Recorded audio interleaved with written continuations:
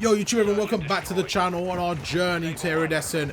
This episode we're going to be talking about search and destroy, and I want you guys to take these tips and tricks into your gameplay to hopefully help you guys reach that next level. As we start off on the right hand side now, normally I'd say maybe 9 out of 10 times somebody challenges that far right corner, so I went through the right side to avoid the grenades. We went through, we took out the first guy, we got traded, and honestly my teammates did the rest of the job. We're able to trade around and a really effective opening round there. But to kind of recap there, we played with aggression. We were able to take the first kill, and as I opened up the first blood, it was all about the domino effect. It was all about the trades, and yeah, going forward from there. But yeah, this game was a bit of a weird one, man. Going up against some Crimson, so it was a very difficult lobby, but I don't know what happened. I think things just started to click. I was playing with the SMG, and yeah, I just started to fry, man. So I thought, why not show the YouTube this gameplay, and yeah, just one of our journey to the top 250 iridescent, wherever we're trying to get for at the end of the season. But going through the right hand side here, again, I've got an SMG hat in hand, so I'm like, cool, let me play a bit different here. I'm going to go through and try to just catch somebody off guard. I'm very cautious of the doors here.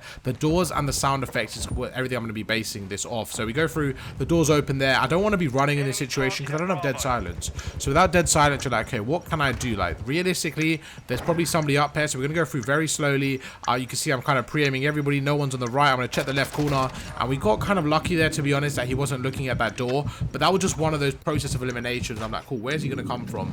And now I was like, my teammate's going through the right. They're probably going to be in our spawn, so we go through and we get really good timing, man. Honestly, my timing was just on point there. There were 2 kills where I think the first one, I think I outplayed him. The second one was just really good timing. I kind of came through the left-hand side, and that is the advantage of taking a bit of a weird route.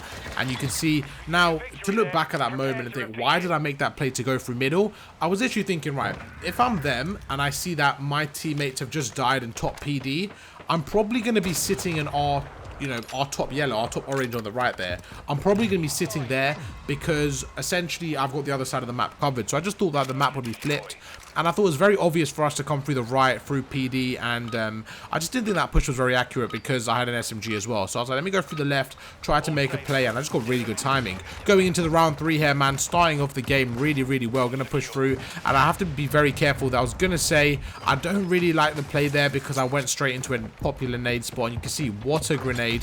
One thing I always try to do in any situation, no matter if it's the start of the game, of the year, or the end of the year, is I try to watch kill cams when there's something like that happens, when a grenade like that happens, so I can really study how I died, what I could have avoided, the timings, where they threw it from, all that intel you get just from that one kill cam. So now I know, right, that guy is probably going to try hit that nade every time. So next time we have an offense, do not run kind of behind that ledge. Like, I know that for sure now. And yeah, my teammate goes through. I mean, this guy absolutely fried him, man. Great play from him, playing aggressive with the AR. We're 2-0 up, man. This guy sees the guy on the right, and this guy's just on a tear right now with a 3-piece on the round. The last guy's there. He sees him. He's going to back off. I like this play in a 2 versus 1 to kind of isolate the sniper, but let's see how they approach this. They're going to push through. Yeah, every time he shoulders this now, he is kind of putting his life in danger. I would like to see them play together a bit more. If I'm the sniper here, I'm literally trying to play for a pick. And so if I'm bad in this situation, I don't want to give him a pick, basically. And yeah, that's what happens. The enemy kind of dies to a 1 versus 1. But 3 rounds down, man, we're absolutely frying them. Let's kind of see how this one played out. Again, that's a situation where I probably wouldn't even have pushed that, because if that sniper was looking at that alleyway, it could have been very scary. But that doesn't matter because that's all hindsight. We win the round to make it 3-0 into the 4th round. Let's see what we can do in this situation. And when do we exactly turn up, man? When do we start frying the lobby? So I think the first few rounds, I feel like that round was obviously unlucky, but the first 2 rounds, I think I had quite a big impact. The first one, we opened up the blood. The second one, we were able to get a 2-piece. Let's even carry this one on in the 4th round. We're going through. There's a guy on the right-hand side. I'm like, all right, you know, I see him on the right. We're going to chuck a stun grenade over. I'm going to try to get some cover, and in this situation, that was just really good shot and good kind of help for my teammate there. We were able to get one pushing through here, and I noticed that, you know, the door's shut. Somebody's probably at the top here. They got the bomb down, and here I'm like, okay, I know that obviously somebody's going to beat the top here. Someone's always on the top there. So as I open it, I shoulder it. I predict the left corner because it's the most popular one. We guess right. We shoot through the wall to make him weak. We back off, and yeah, just a really good, really positive kind of trade there. We get the kill, and now I'm in a 1 versus 2. We don't have a lot of time to work with there, 25 seconds. So I'm like, right, right, what do I want to play for a pick first of all. So we're going to go through. I've got the dead silence. Might as well try to make a play here. We're going to go to the top. I'm assuming he's going to be to the top here. We go through, we slide around the corner. And yeah, we just didn't have a lot of time to work with. My main thought process there was to get a kill and then just literally run out in the open and try to get the second. But because I didn't pop the dead silence, he just heard me run up there. Now, if the bomb just went down and there was about 40 seconds to work with, or 35, I probably would have popped the dead silence, to be honest with you. I just thought that because there was only 20 something, maybe 25 seconds left, I just didn't think that realistically I'll be able to get 2 kills and the bomb, so I kind of decided to hold the dead silence. A dead silence is one of those things where if you hold it or if you waste it, you don't want to waste it for a round loss because that is such a massive waste. You want to try to hold it to guarantee a round win. We're going to go through, slide across, and this is a big factor. I've learned from my mistake, so I'm not going to do the same thing I did last time. I'm going to learn from my mistake, and what that means is I'm not going to be pushing the ledge just in case the nade pushes through. We got the dead silence activated, and I'm like, you know what? Let me go through a different route. There probably is going to be somebody near the A point, so let's try flanking them. That's exactly what happens. We get a massive kill there to reset the dead silence. Going to go up the ladder here. We see 2 people. I'm like, you know what? This isn't obviously an ideal situation. I probably shouldn't even over challenge that because a sniper could have taken me out. I know they're going to be on my right. We're going to jump around the corner, try to challenge. You see, we literally dive out again, chuck a nade, and it's all about the finesse right now. We're 2 versus 3. I know exactly where they are. There's 2 people on top, so I'm just going to play a credit corner, try to hold this area. As soon as I see that guy again, trying to finesse, trying to move around, I spot somebody on the top here, and right now it's all about catching somebody off guard here. If I can catch anybody slipping, kind of finesse around, use my movement to my advantage, we should be in a good spot here. My main objective is to get the opening kill so that my teammate can get the bomb down. Whether that's on A or B, it doesn't really matter. At this point, I'm really playing for the kill. Benjamin goes through with a massive kill here, so I'm just playing my life. I hear somebody, we go through, and just like that, we've turned a 3 versus 2 into a 2 versus 1 within seconds right there. Great play. Gonna go through. I actually think, you know what, he might be on the right-hand side. Make sure the bomb's clear. Gonna shoulder it, and yeah, unfortunately, I kind of over-challenged that shoulder there. This is a massive point. When you shoulder something, for anyone that maybe doesn't have as much experience, shouldering is when you essentially, you just peek on the side of a wall to just gather intel. So right there, he kind of shoulders it, backs off. Something Warzone pros do a lot. You just shoulder a wall, back off to get information. But what I did right there is, because I was approaching the left side, so when you shoulder towards the left, you have to put more of your body out there before they can see you. Where when you shoulder towards the right, you essentially only put a little bit of your body out there.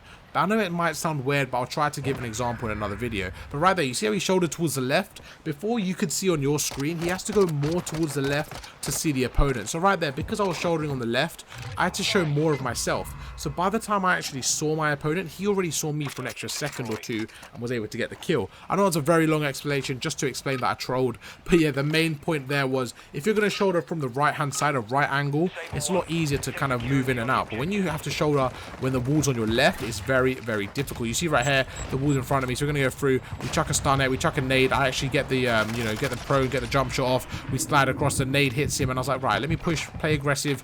Great kill. We open up the blood, and that's what I'm trying to be. I'm trying to be the aggressor, trying to be the guy to make the plays for the team. We open up the blood, and again, I'm mixing things up. I'm trying to do something I haven't done before, and I noticed that, you know, the back is empty, but this top was also empty. So it's about, when do I go, where do I make the play? I've got the dead silence in my pocket, so I'm gonna make a play now. We go through. There's actually a guy out in the open. We're gonna wait for him to get one shot. We take him out. I spot somebody behind me. As we jump off, we get another kill, and just like that, we make it a 2 versus 1. We do get traded. The reason I was kind of diving all over the place in that situation was just because I wasn't sure where the last opponent was going to be. But overall, man, I think we played that really well. We're taking 3 opponents out in the round on 9 kills in 5 rounds, doing everything we can to win this game. As we go through, my teammates in a 1 versus 1, and Benjamin clutching up to make it 5-1. But that is an example of a round where if I died there, I wouldn't have been too disappointed with myself. I would have said, you know what, I got 3 kills in a round. That's a pretty good showing, man. I'm not expected to get 4. I think 3 is a really good number. If someone can get 3 kills in a round, I think maybe 9 out of 10 times you should be winning that round. But yeah, I think the sweet spot is 2. If you can get an opening blood and play your life and you got numbers, I think that's a really good play to, really good thing to do in Search and Destroy. So if you guys want to be consistent and try to be better at Search and Destroy, just try to win your ones, try to be a bit patient. Even if you go for 1 kill a round and play your life, you'll be surprised with the impact it has. Again, different play here. We're going to go through. Normally somebody's on the left-hand side here, so I'm trying to wait, trying to sound tour. I noticed my teammate push through, so I know somebody's probably not here, but I'm just trying to find any opening, any gap I can find, and this is where we're going to try to make a play. You see my teammate does die here. I'm like, right, there's a gap in the left. Let's push through and see what we can do. We're going to go through. I'm going to see what we can do, jump around the corner, and as I'm jumping around the corner, I'm making sure I'm in cover, making sure I have enough cover to support me through this aggressive play. We're going to go through, jump off the kind of building there. As I jumped off, I was just scouting scouting for information, man. That's all I'm doing, scouting for information, going through the corner. We see the guy in the corner with a sniper. We don't want to give any free kills. In this scenario, when you see a sniper, the worst thing you can do is challenge him from a distance and give him any free kills. You want to play your life as well as you can. I noticed that the sniper might be the last alive here on the left. So I'm like, cool, how do I play this? How do I push him? As I mentioned, we don't want to give him any free kills, so I'm trying to add some movement into my game. We push through. I'm like, you know what, let me go up the ladder, and this is where I see him. I spot the last opponent. So as we go through, we're just going to bait him out here, going to wait for him to push me, jump off, and center onto him and absolutely fry him for the last kill of the game, dropping 10 kills in a Crimson lobby. I hope you guys enjoyed. If you did, please drop a like. It helps out massively, and I'll catch you guys for more content tomorrow. Peace.